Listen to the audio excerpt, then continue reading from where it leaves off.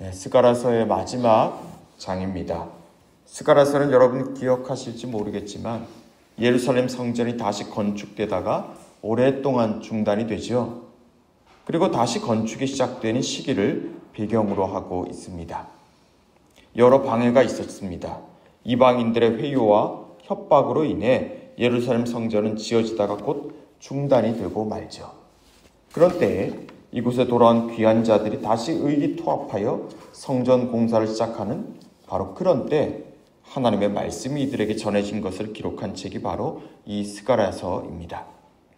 이제 그 마지막입니다. 하나님은 이들에게 뭐라고 하십니까? 16절부터 19절을 보면 반복해서 나오는 절기가 있죠. 초막절이 계속 언급되고 있습니다. 16절 말씀입니다. 예루살렘을 치러 왔던 이방 날들 중에 남은 자가 해마다 올라와서 그 왕 만군의 여호와께 경배하며 초막절을 지킬 것이라. 여러분, 초막절은 어떤 절기입니까? 이 초막절은 여러 가지 의미를 전해주는 절기인데요. 먼저 초막절은 여호와 하나님께서 이스라엘 백성들을 애굽에서 탈출하게 하신 그 구원 사건을 기억하는 절기입니다. 애굽에서 나와 초막을 짓고 광야에서 지나했던 그때 그 시절을 떠올리며 하나님의 구원을 기억하는 시간이죠. 또 초막절의 제사장들은 물을 가져와서 제단에 붓는 의식을 행하였습니다. 물은 당시 농경사회에선 아주 중요하죠. 초막절기는 우기가 시작되는 때와 겹치는데 그 비가 하나님이 내리시는 것임을 먼저 고백하는 행위로서 물을 붓는 의식을 치른 겁니다. 이렇듯 초막절 하면 하나님의 구원과 하나님의 도우심을 기억하며 간구하는 절기였습니다. 그런데 그 초막절을 누가 지킨다고 합니까? 이방 나라들 중에 남은 자입니다. 이방 나라의 공격을 받았지만 많은 어려움들을 겪었지만 남은 자들이 해마다 예루살렘에 올라와 초막절을 지킨다고 하죠. 그들은 누구에게 경배합니까? 그 왕 만군의 여호와께 경배하며 라고 돼 있죠. 왕 만군의 여호와라고 합니다. 구약 성경을 보아도 하나님을 가리켜 이렇게 수식하는 것은 잘 볼 수가 없습니다. 왕과 만군이 합쳐져 있죠. 왕은 잘 아시는 대로 통치자를 일컫습니다. 하나님을 가리켜 당신은 왕이십니다 라고 고백하는 거, 이건 아무나 할 수 있는 고백이 아니죠. 아시는 대로 이스라엘은 그 역사를 보면 참 힘든 세월들을 보내지 않았습니까? 애굽의 통치, 바벨론의 통치, 바사제국의 통치 등 이들은 정치적으로 보면 여러 통치자를 두었습니다. 여러 이방 나라의 통치자의 다스림을 받았죠. 그런 걸 보았을 때 여호와 하나님을 가리켜 왕이라 고백하는 건 결코 평범하고 쉬운 일이 아닙니다. 그렇지만 이들은 마침내 그렇게 고백하죠. 그 지난한 역사 속에서도 하나님께서 여기까지 그들 자신을 지켜 보호하시고 여러 나라의 흥망성쇠 속에서도 하나님만은 신실하게 그들과 함께 오셨다는 걸 그들은 깨달았기 때문입니다. 사랑하는 성도 여러분, 우리 또한 이와 같은 하나님의 왕되심을 순간순간 고백할 수 있기를 바랍니다. 사실 곰곰이 생각하고 돌아보면 하나님께서 내 인생을 다스리셨다고 고백할 만한 일들이 얼마나 많았습니까? 인생의 위기라 생각한 때 우리는 하나님께 도움을 구했습니다. 기도를 했습니다. 그러면 어느덧 그 문제가 해결이 되어 있습니다. 나를 두렵게 했던 이들이 떠나갑니다. 나를 갑갑하게 했던 문제들이 사라져 있습니다. 하나님이 도우신 겁니다. 그런데 어떤가요? 또 다른 문제들이 다가오지요? 나를 불안하게 만드는 일들이 또 불쑥불쑥 찾아옵니다. 그때 우리가 해야 할 것이 무엇이겠습니까? 지난날 내 인생을 다스리고 나를 도우시고 내가 생각한 것보다 더 완벽하고 선하게 다스리신 하나님을 또 한 번 신뢰해야 하는 거죠. 그분의 왕되심을 신뢰해야 합니다. 그런데 우리는 그걸 쉽게 잊어버립니다. 그러니 불안해하고 또 두려워합니다. 여러분, 이제 우리 인생의 초막절기의 때를 기억할 수 있기를 바랍니다. 하나님의 도우심이 분명히 있었고 그분의 왕되심을 고백했을 때가 있었다는 걸 내가 기억하고 오늘 다시 내가 그분의 선하신 통치를 신뢰해야만 하는 것입니다. 또 이스라엘은 하나님을 가리켜 뭐라고 고백합니까? 만군의 여호와께라고 하죠. 만군이 무엇입니까? 풀어서 말하면 모든 군대의 하나님이라는 말입니다. 뉴스를 보면 어떻습니까? 우리나라도 그렇지만 저 북한, 미국, 러시아, 중국 할 것 없이 모든 나라들이 꼭 보여주는 게 있죠. 첨단 무기, 살상 무기를 꼭 보여줍니다. 과시하는 거죠. 우리 이만큼 힘이 있다는 겁니다. 지금도 핵을 가지고 있느냐 그렇지 않느냐가 국제사회에서 아주 대단한 이슈 아닙니까? 군사력, 국방비, 이건 인간 역사에서 늘 힘의 대명사였습니다.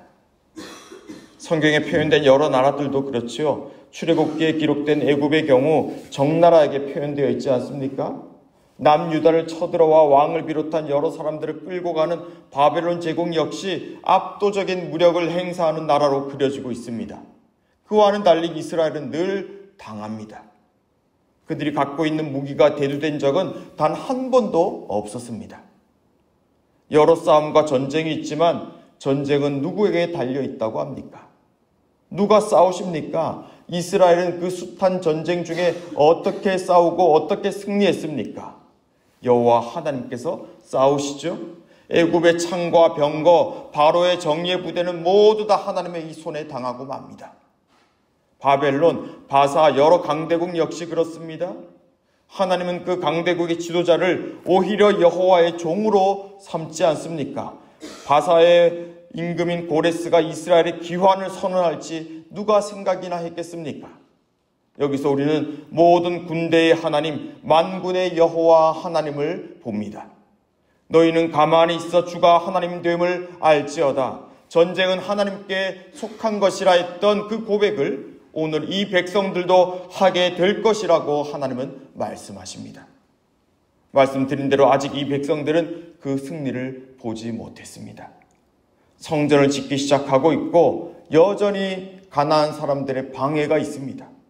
언제 그 성전이 다 지어질지는 아무도 확신할 수 없습니다. 그러나 바로 그때에 이와 같은 하나님의 약속이 지금 그들에게 들려오고 있습니다. 여러분, 우리는 이 점을 기억해야 합니다. 우리의 오늘, 지금 당장 우리 눈에 들어오는 것은 완벽하지 않습니다. 뭔가 부족합니다. 아직은 어둡습니다. 아직 승리의 함성은 들려오고 있지 않습니다. 그러나 여러분 기억하셔야 합니다. 하나님께서 바로 그 순간에도 우리 자신을 또 이 땅을 다스리고 있다는 걸 말입니다. 그리고 그분은 마침내 반드시 하나님의 일들을 이루실 거라고 우리는 믿어야 합니다.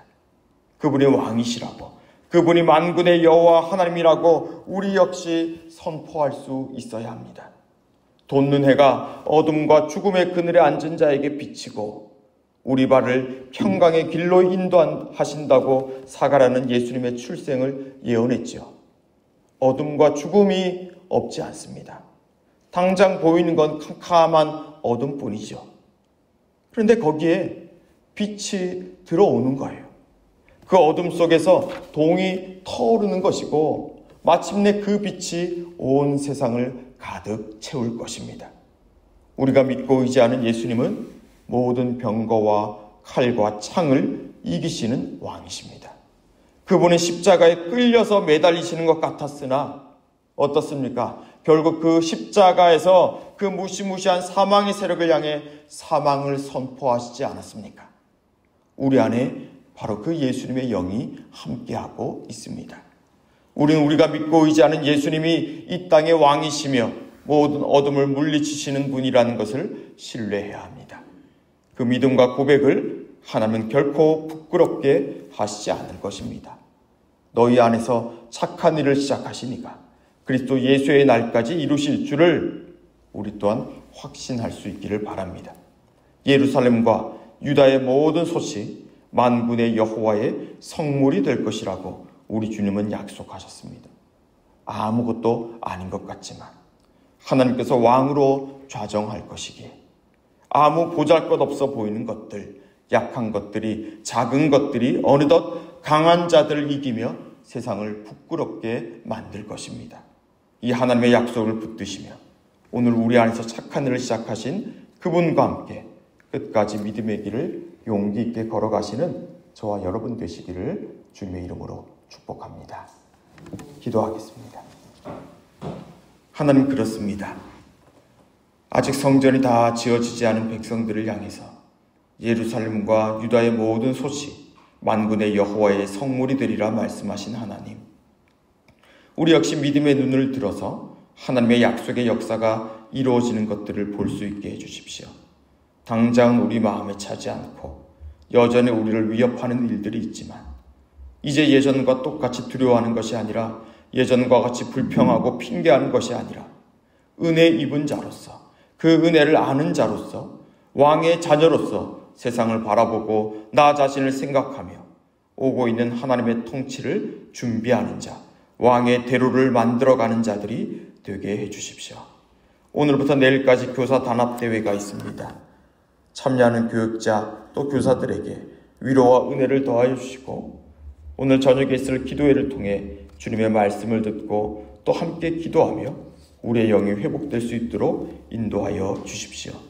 주일에 있을 스리랑카 선교 25주년 기념 심포지엄 중에 주께서 함께하여 주시사 모든 참여하는 이들, 또 하나님께서 우리에게 지혜를 더하여 주셔서 향후 스리랑카 선교사에게 방향을 잘 찾아갈 수 있는 복된 시간 될 수 있도록 주님 인도하여 주십시오.